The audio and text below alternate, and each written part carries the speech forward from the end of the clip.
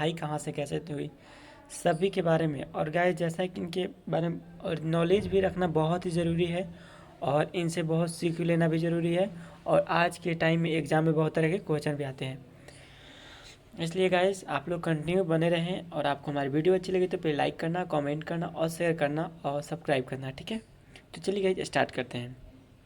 जैसा कि फर्स्ट में है स्वामी विवेकानंद, इनका जन्म कब हुआ था? 12 जनवरी 1863 में हुआ, ठीक है।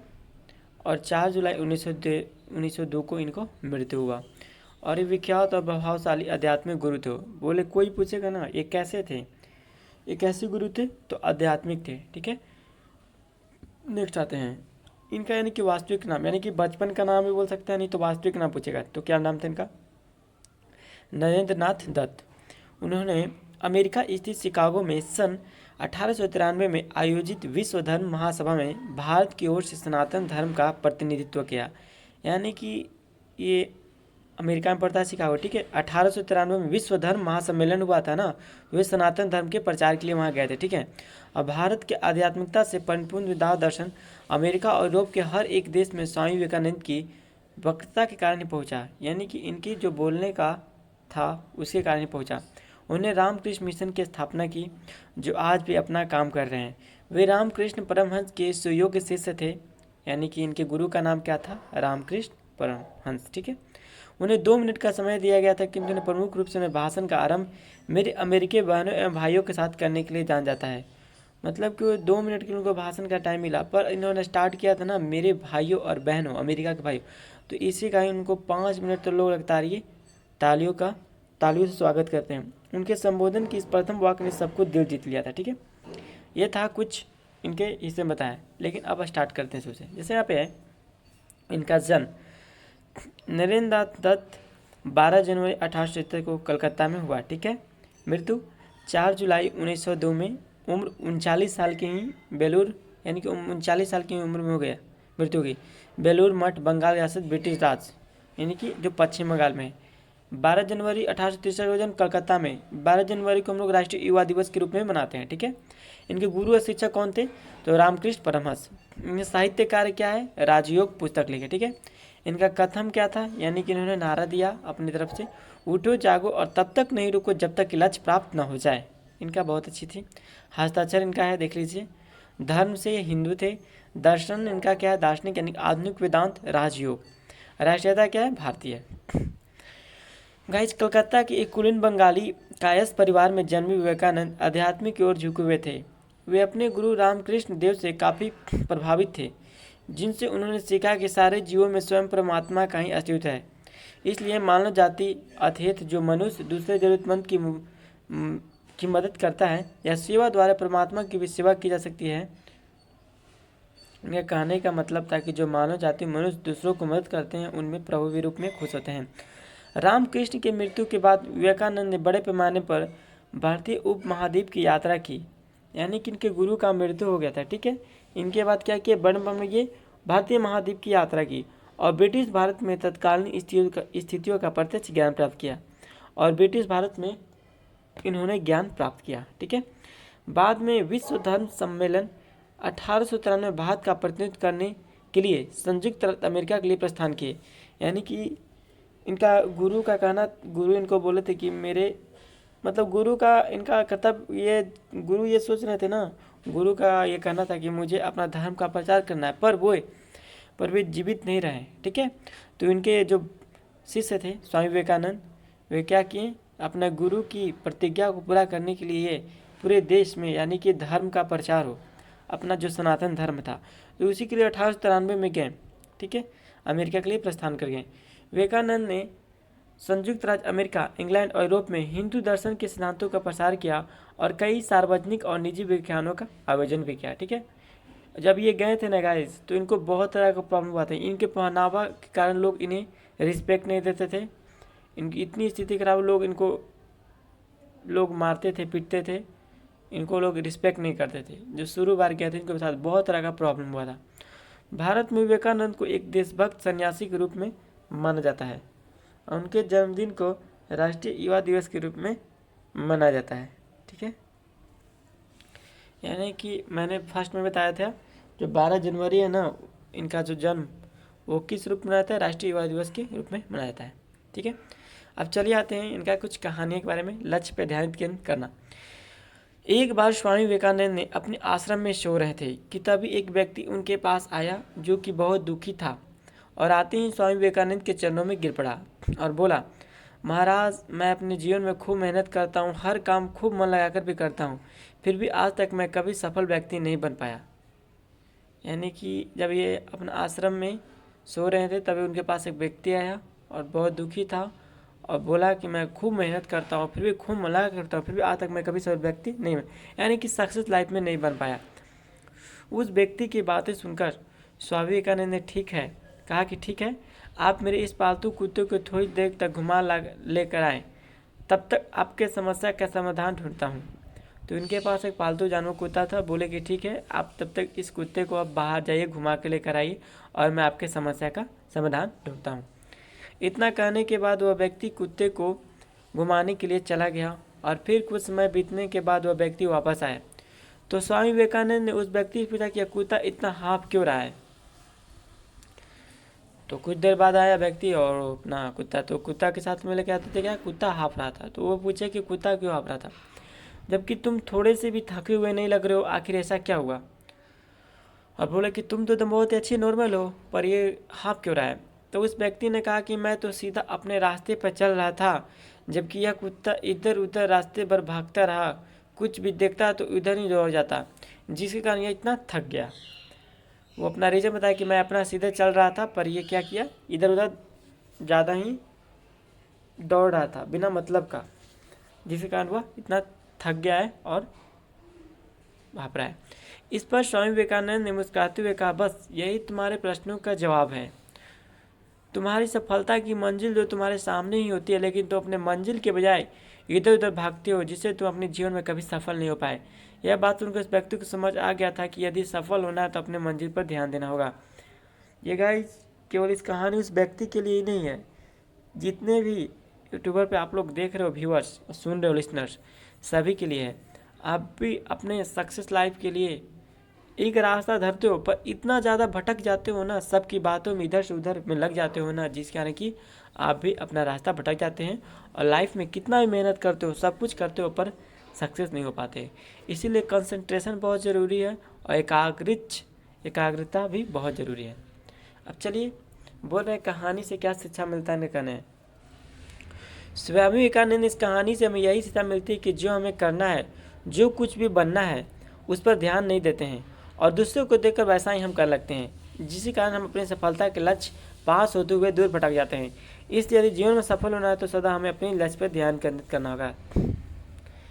यानी कि बोल रहे हैं ना कि हमको जो भी कुछ भी बनना होता है उस पर हम ध्यान नहीं देते हैं। ठीक है, उस पर हम ध्यान नहीं देते हैं, बल्कि दूसरा कोई देखकर जो क्या कर रहा है उसका हम कॉपी कर लेते हैं, जिसके कारण अपनी लाइफ में आगे नहीं बढ़ पाते हैं।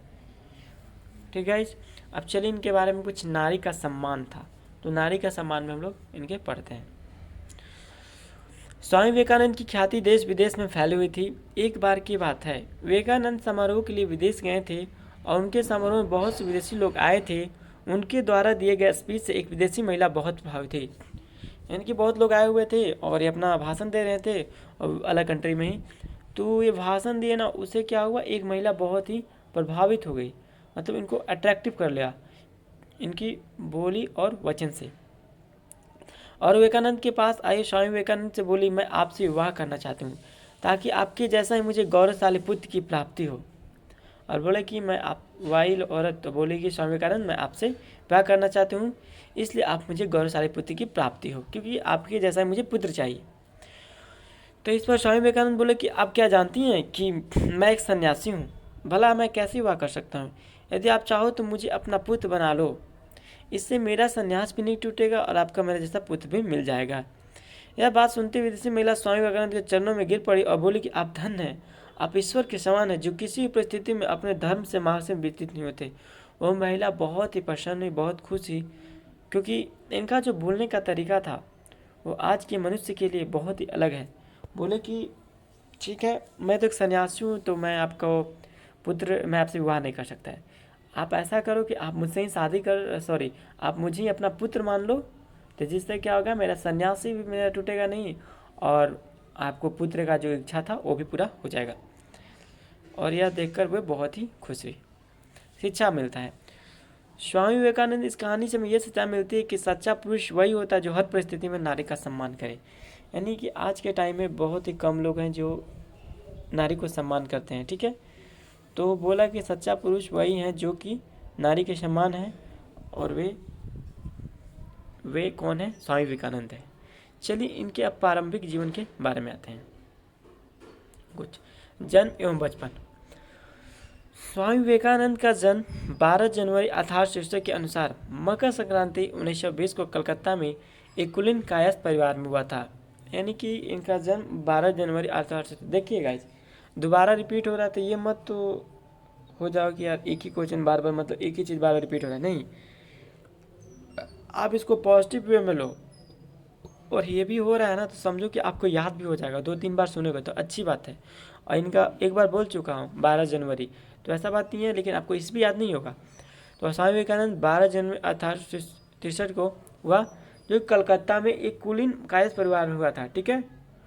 उनके बचपन का नाम, घर का नाम वीरेश्वर था, किंतु उनका औपचारिक नाम नरेंद्र नाथ दत्त था। जिस प्रकार घर में अपना लोग नाम रखते हैं ना, और एक बाहर में अलग, तो वही इनका भी था। घर का नाम क्या था? वीरेश्वर, और उनके बचपन के घर का नाम वीरेश्वर था। उनका औपचारिक नाम ऐसे क्या था? नरेंद्र नाथ दत्त। ठीक है। पिता का नाम देख ले, विश्वनाथ दत्त कलकत्ता हाई कोर्ट के एक प्रसिद्ध वकील थे। इनके पिता क्या थे?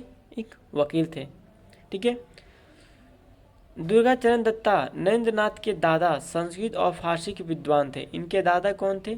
संस्कृत और फारसी के विद्वान थे, यानी कि संस्कृत और फारसी के बहुत ही बड़े जानकार थे। उन्हें अपने परिवार को 28 वर्ष की आयु में छोड़ दिया, ठीक है, और साधु बन गए, मतलब उनके दादा। उनकी माता भुवनेश्वर देवी धार्मिक विचारों की महिला थी। किनकी माता? स्वामी विवेकानंद की माता का नाम क्या? भुवनेश्वर देवी। उनका अधिकांश समय भगवान शिव की पूजा अर्चना में व्यतीत होता था। नरेंद्र के पिता और उनकी मां के धार्मिक, प्रगतिशील और तर्क संगत रवैया ने उनका सोच और व्यक्तित्व को आकार में देने में सहायता की। जिस प्रकार कहा जाता है ना कि आप अभी अपने मार्ग से भटक गए हैं तो भगवान के शरण में जाइए। भगवान की जो शरण में जाता है उनका पूजा पाठ में, उसका बहुत ही चीज़ में सुधार होता है। उसके अंदर एक अच्छा विचार उत्पन्न होगा, आप धर्म पे बने रहेंगे। इस प्रकार अच्छी अच्छी बातों के माइंड में आते भी रहेंगे। देखिए उनका पिता का नाम क्या था गाइस? विश्वनाथ दत्त, ठीक है, जो कि कलकत्ता में हाई कोर्ट में वकील थे। उनकी माता का नाम क्या था? भुवनेश्वरी देवी, ठीक है, याद रखिएगा। अब देखिए यहाँ पे चित्र दिया उनकी माता का नाम, देखिए पूजा करते हुए हैं, माला जपते हुए। 1841 में इनका जन्म हुआ था, 1911 में तक मृत्यु हुआ था इनका, ठीक है। बचपन से ही नरेंद्र अत्यंत कुशाग्र बुद्धि के थे, थे ही, नटखट भी थे, यानी कि अत्यंत बहुत ही तेज थे, और नटखट भी, शरारती भी थे। अपने साथी बच्चों के साथ वे खूब शरारत करते थे, और मौका मिलने पर अपने अध्यापक के साथ भी शरारत करने से नहीं चूकते थे। उनके घर में नियमपूर्वक रोज पूजा पाठ होता था। धार्मिक प्रवृत्ति के होने के कारण माता भुवनेश्वरी देवी को पुराण, रामायण, महाभारत आदि की कथा सुनाने का बहुत शौक था। उनके घर में क्या हमेशा पूजा पाठ होता था, और धार्मिक प्रवृत्ति के लोग उनकी माता को, देवी को, माता भुवनेश्वरी को पुराण, रामायण, महाभारत कथा सुनाने का उनका मतलब बहुत ही शौक था, यानी कि हॉबी था, ठीक है, इनकी माता का। तो गाइस कथावाचक बराबर इनके घर आते रहते थे। नियमित रूप से भजन कीर्तन भी होता रहता था, यानी कि कथा जो सुनने वाले थे ना वो डेली आते थे, और भजन कीर्तन भी होता था, और पूजा पाठ होता था। परिवार के धार्मिक और आध्यात्मिक वातावरण के प्रभाव से बालक नरेंद्र के मन में बचपन से धर्म एवं अध्यात्म के संस्कार गहरे होते गए। और जिस प्रकार कहा गया है ना, जैसी संगत वैसी लड़के की व्यवहार। तो इनके घर में हमेशा पूजा पाठ होता था। तो क्या होता था, धार्मिक और आध्यात्मिक कारण वो जो वातावरण, इन्वायरमेंट था ना, तो बालक नरेंद्र नाथ दत्त यानी कि स्वामी विवेकानंद में भी धर्म अध्यात्म के संस्कार गहरा होता गया, वे डूबते गए। माता पिता के संस्कार और धार्मिक वातावरण के कारण बालक के मन में बचपन से ईश्वर को जानने और उसे प्राप्त करने की लालसा दिखाई देने लगी। तो गाइस क्या होगा, वातावरण के कारण बालक के मन में बचपन से ईश्वर को जानना, ईश्वर कैसे है क्या है, और उसे प्राप्त करने की लालसा दिखाई देने लगी। ईश्वर के बारे में जानने की उत्सुकता में कभी कभी एक ऐसे प्रश्न पूछ बैठते कि उनके माता पिता और कथावाचक पंडित चकम पड़ जाते थे। यानी कि कभी कभी ऐसा क्वेश्चन पूछते थे ना कि जो कि मतलब दूसरों को माइंड को टच करता था कि क्या पूछ रहा है, सोचने पर मजबूर करता था। ठीक है, अब चलिए इनका शिक्षा के बारे में आते हैं। बचपन के बारे में बता दिया, इनका माता पिता का नाम बता दिया, दादे के बारे में बता दिया, और क्या फैमिली का जो भी मतलब पेशा था, रूल था, फॉलो करा करते थे, सब बता दिया। अब आते हैं इनका एजुकेशन पे। सन 1871 में 8 साल की उम्र में नरेंद्र नाथ ने ईश्वर चंद्र विद्यासागर के मेट्रोपोलिटन संस्थान में दाखिला लिया, जहां वे स्कूल गए। यानी कि 1871 में कितना उम्र में, 8 साल की उम्र में ईश्वर चंद्र विद्यासागर के मेट्रोपोलिटन संस्थान में दाखिला लिया, जहां वे स्कूल गए। 1870 में उनका परिवार रायपुर चला गया। देखिए 1871 में उनका तो ईश्वर चंद्र में एडमिशन हुआ, ठीक है, और 1870 में उनका परिवार कहाँ चला गया, रायपुर, यानी कि छत्तीसगढ़ की राजधानी आपको रायपुर है। ठीक है, 1879 में कलकत्ता में अपने परिवार की वापसी के बाद वो एकमात्र छात्र थे। यानी कलकत्ता में पढ़ने के बाद वापसी वो एकमात्र छात्र थे जिन्होंने प्रेसिडेंसी कॉलेज प्रवेश परीक्षा में प्रथम डिवीजन अंक प्राप्त किए। यानी कि जिस प्रकार उन्होंने कॉलेज किया, अपना हाई स्कूल किया, तो 1869 में क्या किए, वे वापसी के बाद एकमात्र छात्र थे और प्रेसिडेंसी कॉलेज के प्रवेश परीक्षा में प्रथम डिवीजन अंक प्राप्त किया, यानी कि फर्स्ट डिवीजन लाए। कब, और कॉलेज का नाम था प्रेसिडेंसी कॉलेज। ठीक है, और अपना कॉलेज में नेक्स्ट है गाइस, वे दर्शन, धर्म, इतिहास, सामाजिक ज्ञान, कला और साहित्य सहित विषयों के उत्साही पाठक भी थे। यानी कि उनको क्या था, दर्शन, धर्म, इतिहास, समाज विज्ञान, कला और साहित्य में उत्साही पाठक, यानी कि उनको इसमें बहुत ही अच्छे जानकार थे। इनको वेद, उपनिषद, भगवत गीता, रामायण, महाभारत और पुराण के अतिरिक्त अनेक हिंदू शास्त्र में गहन रुचि थी। यानी कि इनको बहुत तरह के और भी धर्म ग्रंथ में रुचि था, जैसे कि दर्शन, धर्म, इतिहास हो गया ना, वेद, रामायण, महाभारत, पुराण। इसके अतिरिक्त भी बहुत सारे जितने भी थे न, सब में नरेंद्र को भारतीय संस्कृत संगीत में प्रशिक्षित किया गया। यानी इनको भारतीय शास्त्रीय संगीत, अब संगीत के बारे में भी इनको शिक्षित दिया गया, और ये नियमित रूप से शारीरिक व्यायाम व खेलों में भाग लिया करते थे। देखिए ऐसे ही नहीं विद्वान हुए या बहुत विद्वान को लोग होते हैं, ये हर चीज़ में रुचि रखें और हर चीज़ में अपना 100% देने का कोशिश भी करते थे। ठीक है, नियमित रूप से एक्सरसाइज करना, खेलों में भाग लेना। नरेंद्र ने पश्चिमी तर्क, पश्चिमी दर्शन, यूरोपीय इतिहास का अध्ययन general assembly institute of Scottish church college में किया। यानी कि इन्होंने यूरोपीय इतिहास का अध्ययन भी किया असेंबली इंस्टीट्यूट से, जो कि चर्च कॉलेज में किया। 1881 में उन्होंने ललित कला की परीक्षा उत्तीर्ण की। ललित कला यानी कि जो आर्ट होता है, कब की, 1881 में। 1884 में कला में स्नातक डिग्री पूरी कर ली, और 1884 में यानी कि आपको जो 3 साल का कोर्स था, 3 साल में इन्होंने जो कला आर्ट्स का होता है ना, ललित कला आर्ट का, उन्होंने डिग्री को पूरा कर लिया। नरेंद्र ने David Hume, Immanuel Kant, Johann Gottlieb Fichte, Baruch Spinoza, George W Hegel, Arthur स्पिनोज़र, August Comte, John Stuart Mill और चार्ल्स डार्विन के कामों का अध्ययन किया। यानी इनके बहुत सारे काम थे अध्ययन के।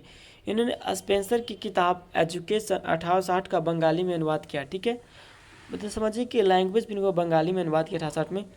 ये हर्बर्ट स्पेंसर की विकासवाद के काफ़ी मोहित थे। पश्चिम दार्शनिक के अध्ययन के साथ इन्होंने संस्कृत ग्रंथ और बंगाली साहित्य को भी सीखा। यानी कि इन्होंने संस्कृत ग्रंथ और बंगाली साहित्य दोनों को सीखा, एक लैंग्वेज नहीं दो। विलियम हेस्टी, महासभा संस्था के प्रिंसिपल, ने लिखा, नरेंद्र वास्तव में एक जीनियस हैं। मतलब वहाँ की प्रिंसिपल ने लिखा कि नरेंद्र वास्तव में एक जीनियस है। मैंने काफ़ी विस्तृत और बड़े इलाकों में यात्रा की, लेकिन उनकी जैसी प्रतिभा वाला एक भी बालक नहीं देखा, यहाँ तक कि जर्मन विश्वविद्यालयों के दार्शनिक छात्रों में भी नहीं। अनेक बार इन्हें श्रुतिधर विचरण स्मृति वाला एक व्यक्ति भी कहा गया। मतलब जिस कॉलेज में जहाँ पे आर्ट्स किए हैं अपना कंप्लीट डिग्री, वहाँ का जो प्रिंसिपल था ना, वो भी अपने लिखे कि मैंने पूरा देश को भ्रमण किया, हर जगह गया, पर इनके जैसा कोई भी छात्र लड़का मैंने आज तक नहीं देखा, और इनकी प्रशंसा में वे करने लगे और लिखे। अब आते हैं गाइस आध्यात्मिक शिष्टता, ब्रह्मा समाज का प्रभाव। ठीक है, 1880 में नरेंद्र ईसाई ने हिंदू धर्म में रामकृष्ण के प्रभाव से परिवर्तित केशव चंद्र सेन की नव विधान में शामिल हुए। कब हुए? 1880 में हिंदू धर्म में रामकृष्ण के प्रभाव से। नरेंद्र 1884 पहले कुछ बिंदु पर एक फ्री मन सोचने लॉज और साधारण ब्रह्मा समाज, जो ब्रह्मा समाज का एक ही अलग गुट था जो केशव चंद्र सेन और देवेंद्रनाथ टैगोर के नेतृत्व में था। यानी कि ब्रह्मा समाज में तो इनका है ही योगदान, पर इनसे पहले कौन चला रहे थे? केशव चंद्र सेन और देवेंद्रनाथ टैगोर, उन्हें नेतृत्व था और बाद में ये भी ऐड हो गए।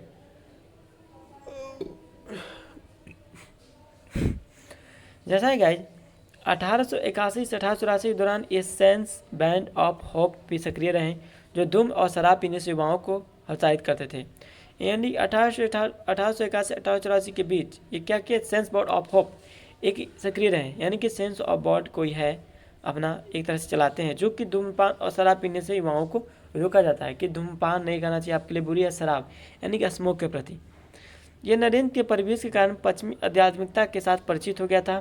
उन्होंने उनके प्रारंभिक विश्वासों को ब्रह्मा समाज ने, जो एक निराकार ईश्वर में विश्वास और मूर्ति पूजा का प्रतिवाद करता था, ने प्रभावित किया और सुव्यवस्थित भक्ति संघ, अद्वैतवादी अवधारणा, धर्मशास्त्र, वेदांत और उपनिषद के एक चयनात्मक आत्मिक ढंग से अध्ययन पर प्रोत्साहित किया। तो अध्यात्म के बहुत ही ज़्यादा अंदर चले गए थे गहरे में, इनको विश्वास और मूर्ति पूजा का प्रतिवाद करता था, प्रभावित किया, सुव्यवस्थित व्यक्तिगत धर्मशास्त्र ग्रंथ में बहुत ही रुचि रखा है। ठीक है, अब आते हैं इनके निष्ठा के बारे में। एक बार किसी शिष्य ने गुरुदेव की सेवा में घृणा और निष्कृति दिखाते हुए नाक बहुत सुकुड़ी, यानी एक बार किसी ने गुरुदेव की सेवा में घृणा और निष्कृति दिखाते हुए, यानी घृणा किया। ठीक है, और जिस तरह से होता है ना, मुंह को लोग ऐंठते हैं, उस तरह से विचारों से बात कर, अच्छे से नहीं अपना व्यवहार करते हैं, तो एक घृणा किया। यह देखकर विवेकानंद को क्रोध आ गया। वे अपने उस गुरु भाई को सेवा का पाठ पढ़ाते हुए और गुरुदेव की प्रत्येक वस्तु के प्रति प्रेम दर्शाते उनके बिस्तर के पास रक्त, कफ आदि से भरी थूकदानी उठाकर फेंकते थे। यानी कि देखकर विवेकानंद को क्रोध आ गया। वे अपने उस गुरु के भाई को सेवा का पाठ पढ़ाते और गुरुदेव की प्रत्येक वस्तु के प्रति दर्शाते उनके बिस्तर के पास रक्त, कफ आदि से भरी थूकदानी उठा फेंकते थे। यानी कि जो एक शिष्य था ना, क्या करता था, उन्हीं को दिखलाकर, मतलब कफ, रक्त, यानी कि जो ब्लड निकलता था, थूकदानी उठाकर फेंकते थे।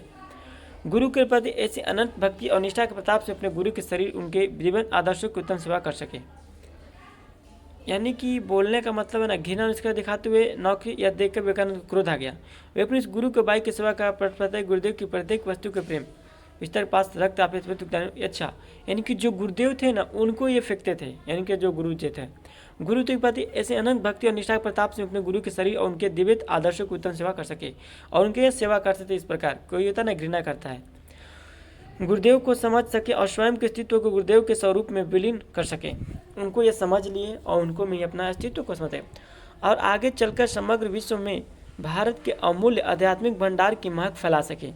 और आगे जाकर इन्होंने क्या, अपना गुरु के जो भी ख्वाहिश था वो इन्होंने पूरा किया, पूरे देश में फैलाई सनातन धर्म को।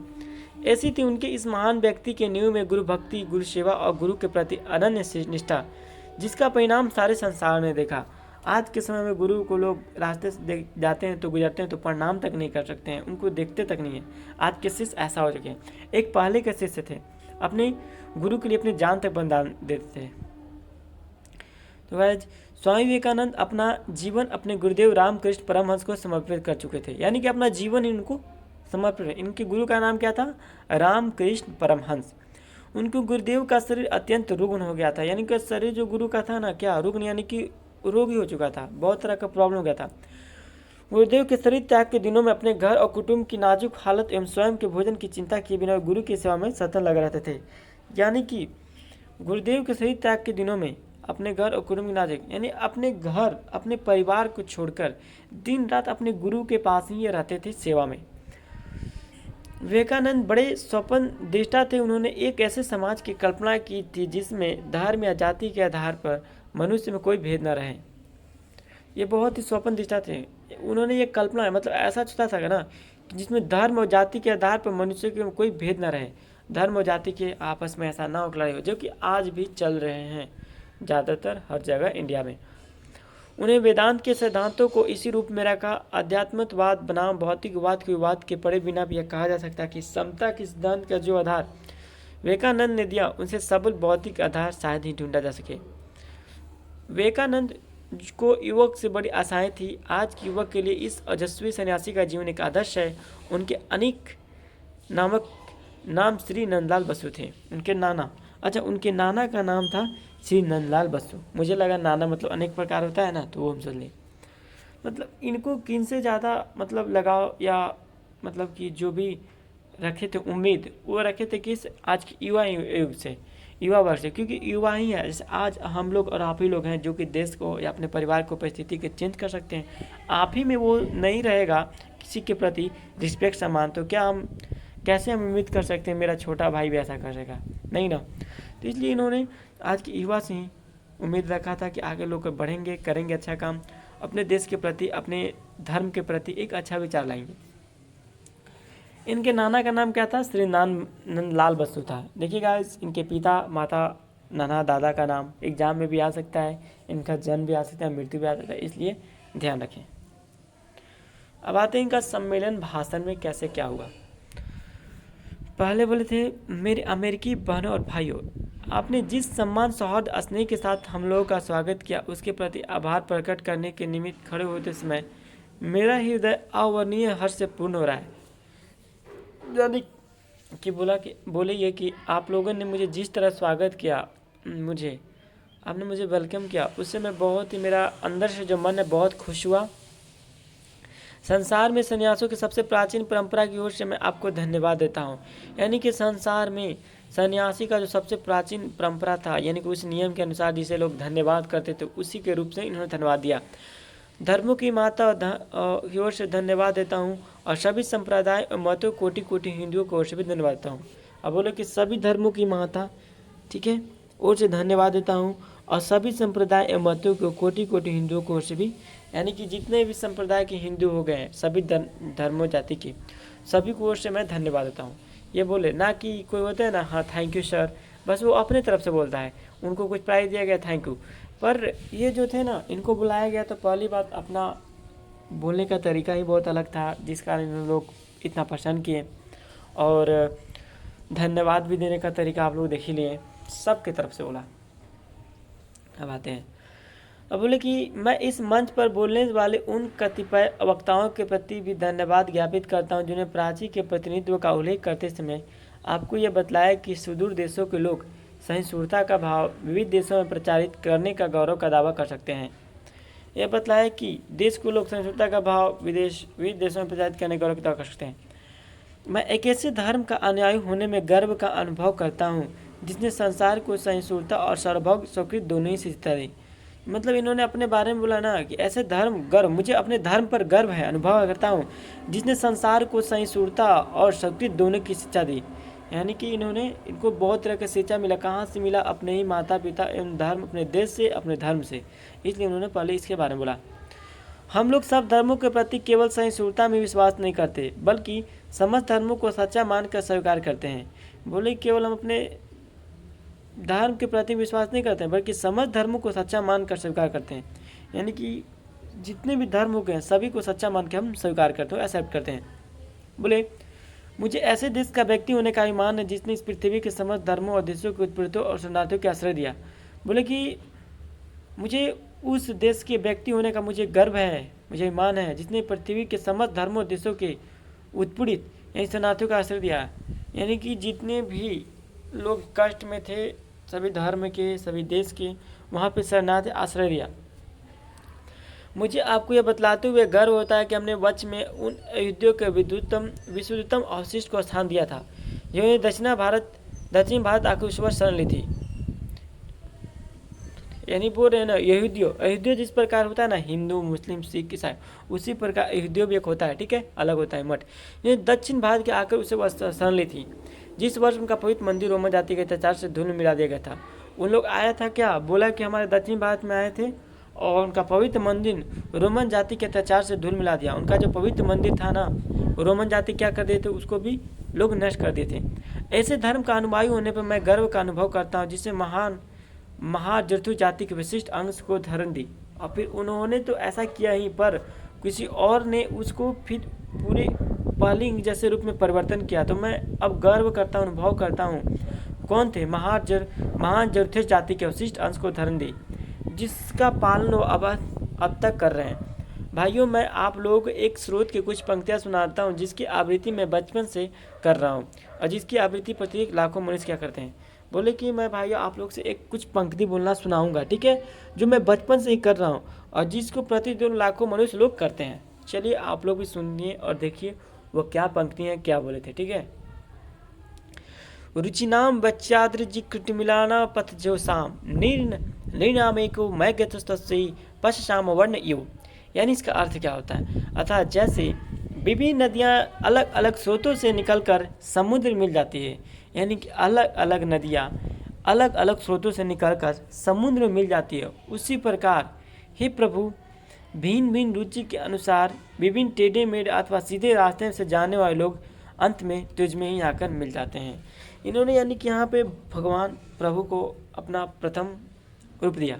बोले ना कि जितने भी जिस प्रकार नदियाँ अलग अलग होती है ना, वो जा कहाँ समुद्र में जाती है, उसी प्रकार मनुष्य भी अलग अलग होते हैं, अलग अलग विचार करते हैं, कोई बुरे होते हैं, कोई अच्छे होते हैं, लेकिन सीधे रास्ते से जाने वाले लोग, लेकिन जो इंसान सीधे रास्ता से चलता है वो क्या होता है? प्रभु में आकर मिल जाता है। यहाँ सभा जो अभी तक आयोजित सर्वश्रेष्ठ पवित्र सम्मेलन में से एक स्वतः या गीता के इस अद्भुत उपदेश का प्रतिपादन एवं जगत प्रति उसकी घोषणा करती है। और बोले कि यह सभा जो है ना अभी आयोजित सर्वश्रेष्ठ पवित्र सम्मेलन में से एक है, यानी कि सभी सर्वश्रेष्ठ पवित्र सम्मेलन में से एक है, और गीता के इस अद्भुत उपदेश का प्रतिपादन मैं घोषणा करता हूँ। फिर एक और बोले, यानी गीता पे ये अथा माम प्रपदन्ते तातस्थे भजामयम मम वर्तमानवन्ते मनुष्य पार्थ संवर्ष। यानी कि अर्थात जो कोई मेरी ओर आता है चाहे किसी प्रकार से हो, मैं उसको प्राप्त होता हूँ। यानी कि भगवान विष्णु और कृष्ण भगवान प्रति बोले हैं, कोई मेरी ओर आता है चाहे किसी प्रकार से हो, मैं उसको प्राप्त होता हूँ। लोग भिन्न मार्ग द्वारा प्रयत्न करते हुए अंत में मेरी ओर आते हैं। यानी कि बोले जो मनुष्य मेरी ओर आएगा, भगवान उनको मैं अपने एक्सेप्ट करूँगा, भगवान श्री कृष्ण करेंगे, या अलग मार्ग के द्वारा ये प्रयत्न करते हुए आएंगे ना, तो मेरी ओर आ जाते हैं। यानी कि सांप्रदायिकता, हट धर्मिता और उनकी विभत्त स्पंसर धर्मा इस सुंदर पृथ्वी पर बहुत समय तक राज कर चुकी है। वे पृथ्वी के को हिस्सा से भरती रहती है, उनको बारंबार मानवता के रक्त से निहालती रहती है, सभ्यताओं को ध्वस्त करते हुए पूरे देशों को निराशा के गर्त में डालती रहती है। मतलब बता रहे हैं अपने बारे में, इस सुंदर पृथ्वी पर बहुत समय तक राज कर चुके हैं। वे पृथ्वी को हिस्सा से भरती रहती है, उसको बारंबार मानवता के रक्त से निहालती रहती है, सभ्यताओं को ध्वस्त करते हुए पूरे देश को निराशा के गर्त में डालती रहती हैं। विभुत धानवी शक्तियाँ न होती तो मानव समाज की अवस्था में कहीं अधिक उन्नत न हो गया होता। पर अब उनका समय आ गया है कि मैं आंतरिक रूप से आशा करता हूँ कि आज सुबह इस सभा के सम्मान में जो घंटा ध्वनि हुई वह समस्त धर्मांतर का तलवार या लेखनी द्वारा होने वाले सभी उत्पीड़न को तथा एक ही लक्ष्य की ओर अग्रसर होने वाले मानव के पारस्परिक कटुता का मृत्युनाथ सिद्ध हो। यानी कि बोले कि पूरे देश के लोग हमारे इस देश में आप हमारी बातों को सुन रहे हैं, तो मैं धन्य हूँ उस परमात्मा का जो मैं आपके पास है। और लास्ट में आप लोग को भी ये मतलब भगवान का ही रूप है कि आज जन्म दे कल मृत्यु होगा, आज ये दुनिया है, फिर वही दूसरी रूप में आएगी, कभी सुख कभी दुख, ये रूप में अपना बहुत तरह के वहाँ पे बात कहें। अब आते हैं इनकी यात्राएं, जो कि बहुत जगह से यात्रा की हैं। देखिए इनका पिक, इनके साथ फ़ोटो खिंचाने के लिए लोग कौन कौन हैं देख सकते हैं आप। लेकिन धर्म समझ यानी कि बैठे हुए थे। चले गए। 25 वर्ष की अवस्था में नरेंद्र ने गिरवा वस्त्र धारण कर लिया। देखिए इनका रंग कौन सा था? गिरवा। और कितना वर्ष में? 25 वर्ष में। इसके बाद उन्होंने पैदल ही पूरे भारतवर्ष की यात्रा की। बताइए, आज के लोग बोलते हैं ना कि मुझे गाड़ी चाहिए, प्लेन चाहिए, एयरप्लेन चाहिए, तब मैं घूमूंगा, पर ये पैदल ही, जहाँ पे इनको मतलब कि मिलती नहीं तो उस तरह के मतलब प्रावधान, तो अपना पूरा पैदल ही चलना स्टार्ट करते हैं। विवेकानंद ने 31 मई 1893 को अपनी यात्रा शुरू की और जापान के कई शहरों जैसे Nagasaki, Kobe, Yokohama, Osaka, Kyoto, Tokyo समेत का दौरा किया।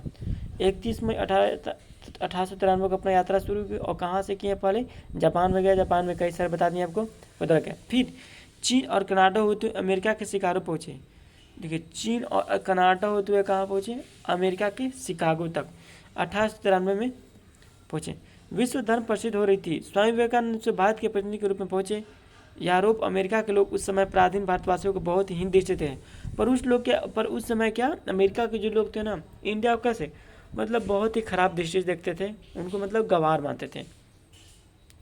वहाँ लोगों ने बहुत प्रयत्न किया कि स्वामी विवेकानंद को सर्वधर्म परिषद से बोलने का समय ही न मिले। बहुत लोग प्रयत्न कर रहे थे ना कि इनको मतलब कि टाइम ही नहीं दिया जाएगा, कुछ ऐसा काम किया जाएगा ना कि जिससे कि इनको टाइम ना मिले और भाषण न दे। परंतु एक अमेरिकन प्रोफेसर के प्रयास उन्हें थोड़ा समय मिला। कहा जाता है ना गाइस कि 100 में से एक इंसान अच्छा ही होता है, तो उसी प्रकार अमेरिकन प्रोफेसर के प्रयास एक थे जो कि उन्हें थोड़ा समय प्रयास किए तो उनको थोड़ा समय मिला। उस परिषद में उनके विचार सुनकर सभी विद्वान चकित हो गए। इनको मौका मिला और इन्होंने मौका का चौका दिया। उन्होंने इस तरह के भाषण दिया कि लोग एकदम टके टके सुनते रहे ध्यान से दम। फिर तो अमेरिका ने उनका अत्यधिक स्वागत हुआ। उनके भक्तों एवं बड़ा समुदाय बन गया। 3 वर्ष वे अमेरिका में रहे और वहाँ के लोगों को भारतीय तत्वज्ञान की अद्भुत ज्योति प्रदान की। वहाँ पे अमेरिका में कितने 3 ईयर यानी कि 3 साल रहे और वहाँ के अद्भुत विज्ञान के बारे में अपना बताते रहे, अपना ज्ञान प्रकाश के फैलाते रहे। उनकी विद्युत शैली तक ज्ञान को देखते हुए वहाँ के मीडिया उन्हें साइक्लोनिक हिंदू का नाम दिया। अब वहाँ इस प्रकार इनका जो वार्तालाप वहाँ होने लगा ना, जिससे इनका नाम वहाँ के मीडिया न्यूज चैनल ने उनका नाम क्या दिया, साइक्लोनिक हिंदू। ठीक है। आध्यात्मिक विद्या भारतीय दर्शन के बिना विश्व अनाथ हो जाएगा, यह स्वामी विवेकानंद का दृढ़ विश्वास था।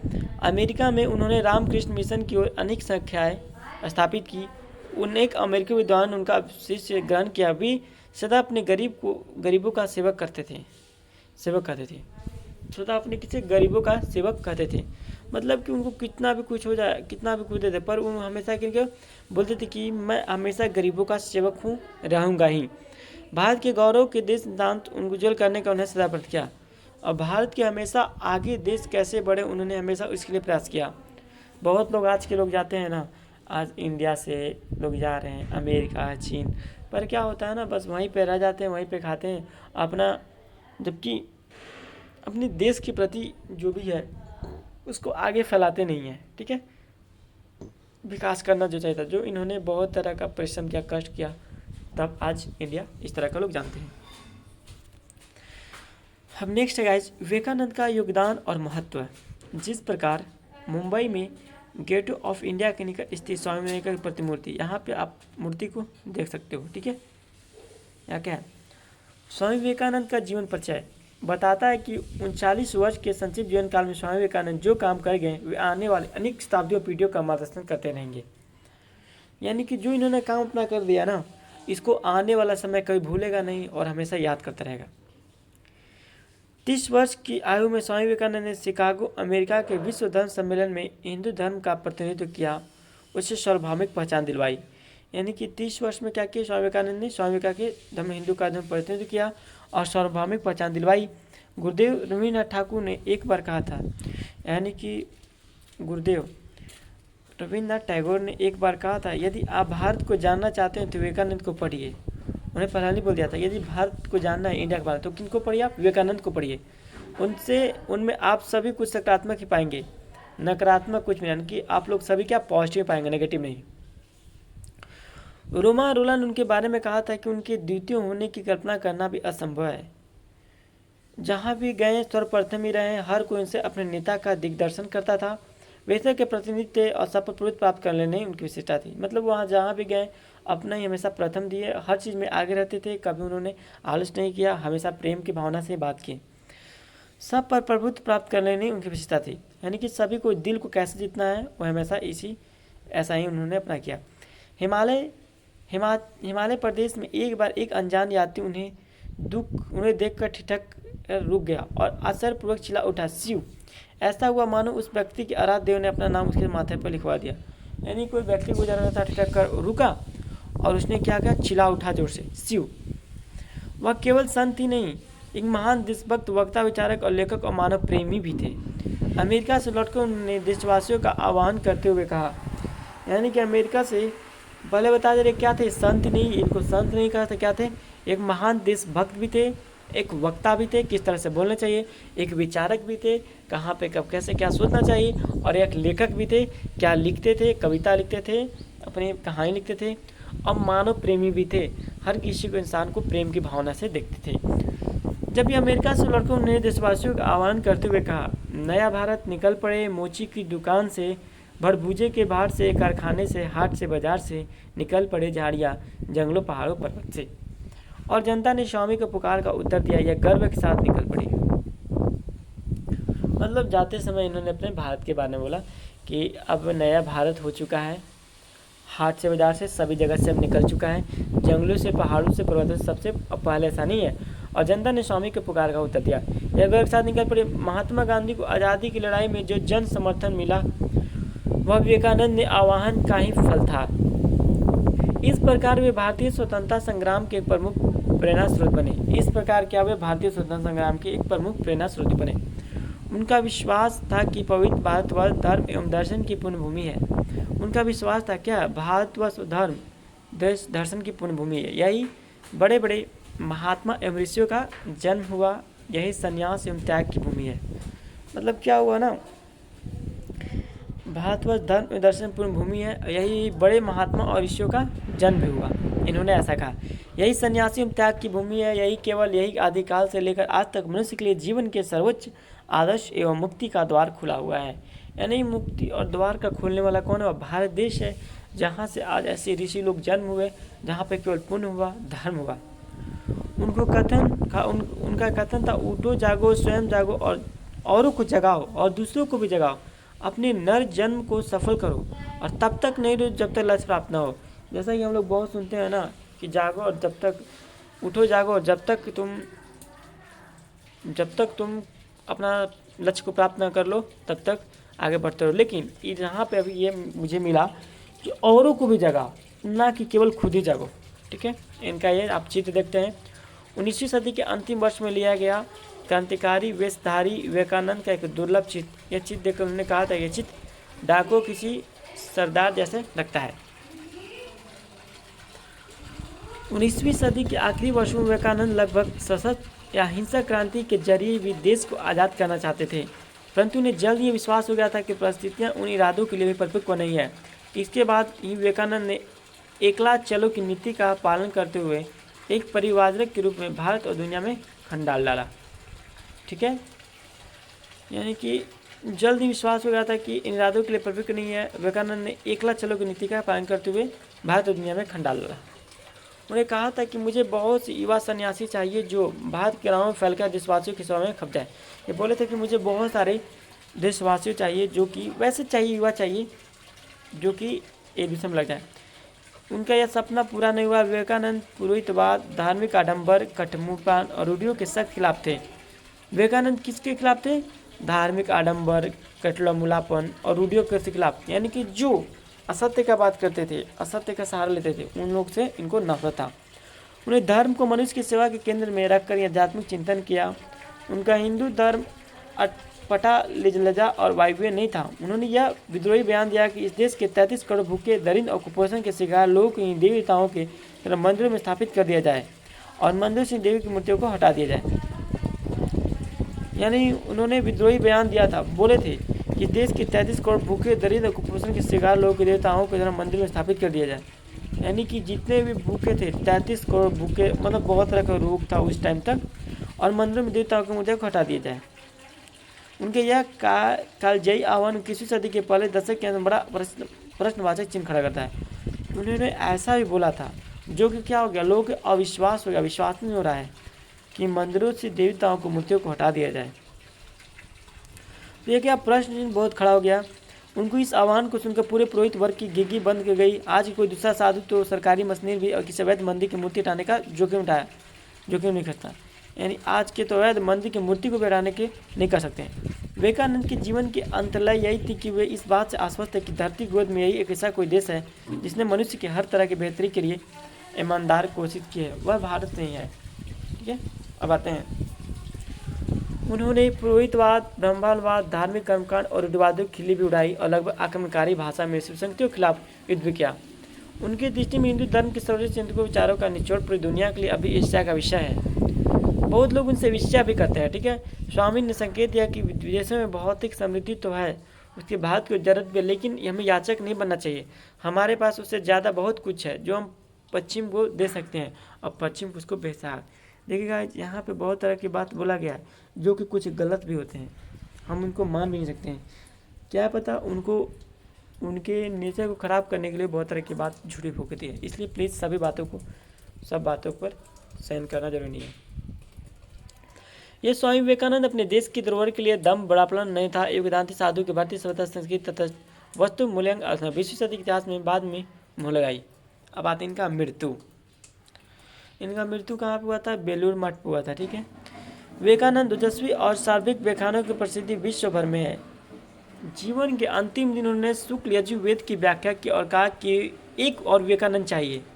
अंतिम दिन बोले थे शुक्ल यजुर्वेद की व्याख्या करते हुए कि मुझे और विवेकानंद चाहिए। यह समझाने के लिए विवेकानंद ने अब तक क्या किया? उनके शिष्य के अनुसार जीवन के अंतिम 8 जुलाई 1102 को भी उन्होंने अपने ध्यान करते हुए दिनचर्या को नहीं बदला। प्रातः 2-3 घंटे ध्यान किया और ध्यान अवस्था में अपने ब्रह्मारंध्र को भेद महासमाधि लेकर ली। बेलूर में गंगा तट पर चंदन की चिता पर उनकी अंत्येष्टि की गई। अंत्येष्टि मतलब कि इनको संस्कार किया। देखिएगा इनका नियम था कि हमेशा जिस प्रकार अपना दिनचर्या था डेली 2-3 घंटा क्या ध्यान करते थे। आज के समय में लोग 5 मिनट में लोग नहीं करते हैं, करना चाहिए, ठीक है, करते थे। और वो अपना उस दिन भी अंतिम दिन भी किए और इनकी अपना वहीं से अपना इस शरीर को त्याग दिए। बेलूर में गंगा तट पर इनका चंदन की चिता पर इनकी आग लगाया गया। इनको आग से इनको संत्येष्टि दिया गया, अंत्येष्टि अंतिम संस्कार किया। इसी गंगा तट की दूसरी ओर उनका गुरु रामकृष्ण परमहंस का 16 वर्ष अंतिम संस्कार हुआ था। और इसी गंगा तट की दूसरी ओर इनके गुरु का 16 वर्ष पहले अंतिम संस्कार हुआ था, ठीक है। उनके शिष्य और गुरु अनुयायियों की स्मृति में वहाँ एक मंदिर बनवाया और समूचे विश्व में विवेकानंद उनके गुरु रामकृष्ण के संदेश प्रचार के लिए 160 से अधिक केंद्रों की स्थापना की। इनका प्रसिद्ध कथन था, उठो जागो और लक्ष्य प्राप्त करो, मत रुको। देखिए यही इनका स्थापना किया गया मंदिर का, ठीक है, सामने दिखाई दे रहा है ना स्क्रीन पर। अब आते हैं गाइज इनके स्वामी विवेकानंद के कुछ अनमोल वचन के बारे में, क्या क्या अपना विचार दी। उठो जागो तब तक नहीं रुको जब तक कि लक्ष्य प्राप्त नहीं होता। हर आत्मा ईश्वर से जुड़ी है।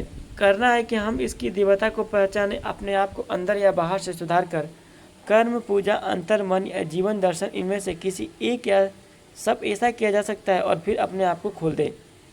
यही सब धर्मों का सारांश है। यानी कि बोले कि हर आत्मा ईश्वर से जुड़ी है, इसकी देवता को पहचानो, अपने अंदर या बाहर से सुधार कर कर्म, पूजा, अंतर, मन, जीवन दर्शन में से किसी एक सबक ऐसा जैसा है और फिर अपने आप को खोल दे। ये भी सब धर्मों का सारांश है। मंदिर, परंपराएं, किताबें या पढ़ाई से इसमें महत्वपूर्ण है, इससे कम महत्वपूर्ण है। यह विचार ले और इसकी अपनी ज़िंदगी का एकमात्र विचार बना ले। इसी विचार के बारे में सोचो, अपना देखिए, इस विचार पर जिए। अपने मस्तिष्क, दिमाग और रगों में यही विचार भर जाए। यही सफलता का रास्ता। इससे बड़े बड़े आध्यात्मिक गुरु धर्म पुरुष बनते हैं, ठीक है। एक समय एक काम करो और ऐसा करते हो समय अपनी पूरी आत्मा उसमें डाल दो और बाकी सब कुछ भूल जाओ। यानी कि बोले ना, एक समय काम करते हो ना तो केवल एक ही चीज़ पर फोकस करो, ना कि माइंड इधर भी। अब पढ़ रहे हो तो मोबाइल नोटिफिकेशन आ गया तो उस पर भी चल गए, अब पढ़ रहे हो तो मोबाइल भी बगल में रख रहे हो, ऐसा नहीं। खाना खा रहे हो तो एकदम केवल खाना पर ध्यान होना चाहिए, पढ़ रहे हो तो केवल पढ़ने पर ध्यान चाहिए, और कुछ वीडियो या कुछ सुन रहे हो तो केवल सुनने पर ध्यान होना चाहिए। पूरा आपको 100% देना चाहिए, तभी वो इंसान अपने सक्सेस की ओर जल्दी बहुत तेज़ी से भागता है। तो वही क्या कहा गया, एक समय पे एक काम करो। पहले हर अच्छी बात का मजाक बनता है, फिर विरोध होता है, फिर उसे स्वीकार करता है। कहा गया है कि आपने कोई भी काम बहुत ही अच्छा किया होगा ना, पहले उसका मजाक बनेगा, ठीक है, फिर उसका कुछ विरोध करेंगे, लेकिन लास्ट में उसको स्वीकार कर लिया जाएगा। इसलिए अपना हारना नहीं चाहिए जो भी है। एक अच्छे चरित्र का निर्माण हजारों बार ठोकर खाने के बाद ही होता है। यानी कि अच्छा चरित्र का निर्माण कैसे होगा, बहुत तरह के ठोकर खाओगे तब, यानी कि बहुत तरह के अनसक्सेस लाइफ में होगे तब। खुद को कमज़ोर समझना सबसे बड़ा पाप है। यानी कि जो इंसान खुद को समझता है कि मैं ही बहुत बड़ा कमज़ोर हूँ, वीक हूँ, तो वो सबसे बड़ा पाप है। सत्य के हजारों तरीके से बताया जा सकता है, फिर भी सत्य एक ही होगा, एक ही सत्य होगा। सत्य को अलग अलग तरीक़ा से बताया जा सकता है, पर सत्य एक ही होगा, ठीक है। बाहरी स्वभाव केवल अंदरूनी स्वभाव का बड़ा रूप है। यानी कि बाहरी का जो स्वभाव है केवल स्वभाव का अंदर का रूप है। विश्व एक विशाल व्यायामशाला जहाँ आप खुद को मजबूत बनाने के लिए आते हैं। विश्व क्या है आपका एक बड़ा ही व्यायामशाला है जहाँ आप खुद को मजबूत बनाने के लिए आते हैं, यानी कि पृथ्वी। शक्ति जीवन है, निर्बलता मृत्यु है, यानी जीवन क्या है, शक्ति है। मृत्यु क्या है, निर्बलता है। विस्तार जीवन है। संकुचन मृत्यु है। प्रेम जीवन है। द्वेष मृत्यु है। घृणा करना को क्या बोला गया है, मृत्यु कहा गया है। जब तक आप खुद पर विश्वास नहीं करते तब तक आप भगवान पर विश्वास नहीं कर सकते। यानी कहा गया कि जब तक आप खुद पर विश्वास करना नहीं सीखेंगे तब तक आप भगवान पर विश्वास नहीं कर सकते हैं। जो कुछ भी तुमको कमज़ोर बनाता है, शारीरिक, बौद्धिक, मानसिक, उस जहर की त्याग करो। यानी कि तुमको जो भी कुछ भी चीज़ आपको कमज़ोर, वीकनेस बनाता है उसको त्याग दो। विवेकानंद ने कहा था कि चिंतन करो, चिंता नहीं, विचारों से को जन्म दो। चिंतन नहीं करो, क्या, चिंता नहीं, चिंतन करो, चिंता नहीं, यानी कि सोचना चाहिए पर उसे इतना भी नहीं टेंशन होना चाहिए। नए विचारों को जन्म दो। हम जो बोते हैं वो काटते हैं, हम स्वयं अपनी भाग की निभाते हैं। यानी कहते हैं ना कि लोग रोता है ना कि मेरे साथ ऐसे हो गया वैसे हो गया, नहीं, आपने वैसा कर्म किया था उसके अनुसार आपको फल मिला, वही इनका कहा गया है। ठीक है, आपको मैंने इनके बारे में बहुत तरह की जानकारी दी। इनका कुछ कृतियाँ हैं। एक कृतियाँ लिखा गया इनका कर्मयोग था 1896 में, राजयोग 1896 में लिखा गया। ठीक है, lotus from Colombo to Almora 1897, Vedanta philosophy and address before the graduate philosophy society 1896 में, वर्तमान भारत यानी बंगला मार्च 1899 में, माई मास्टर 1901 में, the beaker entire company New York, ये लिखे हैं वेदांत फिलोसफी लेक्चर ऑन जनरल योग वेदांत सोसाइटी न्यूयॉर्क, ज्ञान योग 1899 लिखे, मरणोपरांत प्रकाशित, एड्रेस ऑन भक्ति योगा शक्ति योग द ईस्ट एंड वेस्ट 1909 में, इंस्पायर्ड टॉक्स 1909 में, नरद्य भक्ति सूत्रास translation, Para Bhakti on super meditation, practical Vedanta, speech and writing of Swami Vivekananda, a comprehensive collection, complete works, a collection of his writing, lecture and discuss in set of 9 and ये लिखे हैं। अब आते हैं इनके लिए महत्वपूर्ण तिथियां के बारे में। जैसे कि 12 जनवरी 30 से क्या इनका जन्म हुआ, ठीक है, जिसको हम राष्ट्रीय युवा दिवस के मनाते हैं। 1869 में क्या किए, प्रेसिडेंसी कॉलेज कलकत्ता में प्रवेश किए। ठीक है, एक साल बाद यानी 1880 में जनरल असेंबली इंस्टीट्यूट में प्रवेश किए। फिर नवंबर 1881 में रामकृष्ण परमहंस से प्रथम भेंट, यानी कि अपने गुरु से प्रथम बार कब मिले ये पूछ सकता है क्वेश्चन में, तो 1881 में। ठीक है, 1882 से 1826 में रामकृष्ण परमहंस से संबंध बना इनको। 1884 में स्नातक परीक्षा उत्तीर्ण किए, यानी कि अपना जो ग्रेजुएशन कंप्लीट किया 1884 में। ठीक है, पिता का स्वर्गवास भी उसी टाइम हो गया। 1885 में रामकृष्ण परमहंस की अंतिम बीमारी यानी को बीमारी हुई थी। 16 अगस्त 1886 को रामकृष्ण परमहंस का निधन, इनके गुरु का। 1886 में वाराणसी मठ की स्थापना। अब देख सकते हैं यहाँ पे फोटो है अनंत सन्यासियों के साथ स्वामी विवेकानंद का पिक्चर। जनवरी 1887 में बड़ानगर मठ में औपचारिक संन्यास। 1890 में परिवारक के रूप में भारत भ्रमण। 25 दिसंबर 1892 को कन्याकुमारी में। 13 फरवरी 1893 को प्रथम सार्वजनिक व्याख्या सिकंदराबाद में इन्होंने दिया था। 31 मई 1893 को मुंबई से अमेरिका रवाना हुए। ठीक है, 25 जुलाई 1893 में वैंकूवर कनाडा पहुँचे। 30 जुलाई को शिकागो आगमन हुआ। अगस्त 1893 में हार्वर्ड विश्वविद्यालय के प्रो जॉन राइट से भेंट। 11 सितंबर 1893 का विश्व धर्म सम्मेलन शिकागो में प्रथम व्याख्या। 27 सितंबर 1893 में विश्व धर्म सम्मेलन शिकागो में अंतिम व्याख्या किए। 16 मई 1894 को हार्वर्ड विश्वविद्यालय में संभाषण। नवंबर 1894 में न्यूयॉर्क में वेदांत समिति की स्थापना की। जनवरी 1895 में न्यूयॉर्क में धार्मिक कक्षाओं का संचालन आरंभ किए। अगस्त 1895 में पेरिस में किए। ठीक है, अक्टूबर 1895 में लंदन में व्याख्या किए। 6 दिसंबर 1895 को वापस न्यूयॉर्क आए। 22 से 25 मार्च 1896 फिर लंदन। मई जुलाई 1896 में हार्वर्ड विश्वविद्यालय में व्याख्या किए। 15 अप्रैल 1896 को वापस लंदन गए। मई जुलाई 1896 में लंदन में धार्मिक कक्षाएं। 28 मई 1896 को ऑक्सफोर्ड में मैक्स मुलर से भेंट किए। 30 दिसंबर 1896 को नेपाल से भारत की ओर रवाना हुए। ठीक है, 15 जनवरी 1897 को कोलंबो श्रीलंका आगमन हुआ, यानी कि श्रीलंका से आगमन हुआ। जनवरी 1897 में रामनाथपुरम रामेश्वर में जोरदार स्वागत एवं भाषण दिए, यानी कि हमारे इंडिया में। रामेश्वर कहाँ पड़ता है आपको, तमिलनाडु में। 6 से 15 फरवरी 1897 मद्रास में। 19 फरवरी 1897 कलकत्ता आगमन हुआ। 1 मई 1897 को रामकृष्ण मिशन की स्थापना की। ठीक है, क्वेश्चन पूछ सकता है रामकृष्ण मिशन की स्थापना कब हुई थी, 1 मई 1897 को। मई दिसंबर 1899 का उत्तर भारत की यात्रा। जनवरी 1898 कलकत्ता वापसी। 19 मार्च 1899 मायावती में अद्वैत आश्रम की स्थापना। 20 जून 1899 में पश्चिमी देशों की दूसरी यात्रा। 31 जुलाई 1899 में न्यूयॉर्क आगमन। 22 फरवरी 1900 को सैन फ्रांसिस्को में वेदांत समिति की स्थापना। जून 1900 में न्यूयॉर्क में अंतिम यात्रा। जून 1900 में क्या है, न्यूयॉर्क में अंतिम यात्रा की। 26 जुलाई 1900 के यूरोन रवाना। 24 अक्टूबर 1900 को वियना, हंगरी, कस्टनिया, ग्रीस में आदि देशों की यात्रा की। यानी कि पूरे देश में यह यात्रा कर चुके थे। ठीक है गाइस। 26 नवंबर 1900 को भारत रवाना हुए। 9 दिसंबर 1900 को बेलूर मठ आगमन। 10 जनवरी 1901 को मायावती की यात्रा। मार्च मई 1901 में पूर्वी बंगाल और असम की तीर्थ यात्रा। जनवरी फरवरी 1902 में बोध गया और वाराणसी की यात्रा की है। यानी कि हमारे इंडिया में आया तो 1902 में बोध गया वाराणसी। मार्च 1902 में बेलूर मठ में वापसी हुआ और 4 जुलाई 1902 को इनके महासमाधि बन गई। इनका देखिए कुछ बनाया गया विवेकानंद शिला यहाँ पे, विवेकानंद की मृत्यु बनाई गई है, मूर्ति यहाँ पे। बेलूर मठ कलकत्ता में बनाया गया इनका, देख लीजिए। विवेकानंद मठ कन्याकुमारी बनाया गया है। सब बाकी यहाँ पे देख लीजिएगा जो भी है। आपको मैंने बहुत कुछ बता दिया इस वीडियो के माध्यम से। उम्मीद करते हैं आप लोगों को बहुत कुछ सीख मिला होगा, बहुत ही आज जाने होंगे जो कभी आप लोग जाने नहीं थे।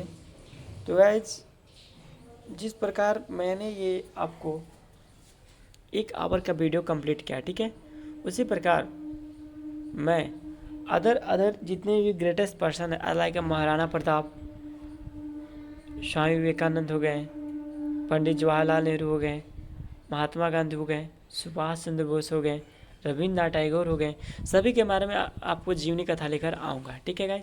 और आपको हमारी वीडियो अच्छी है तो पहले लाइक करें, कमेंट करें और गाइज हमारी मेहनत को भी सपोर्ट करें, क्योंकि बहुत ही मेहनत लगती है कंटिन्यू बोलना और इस तरह से आप लोग के लिए मेहनत करना।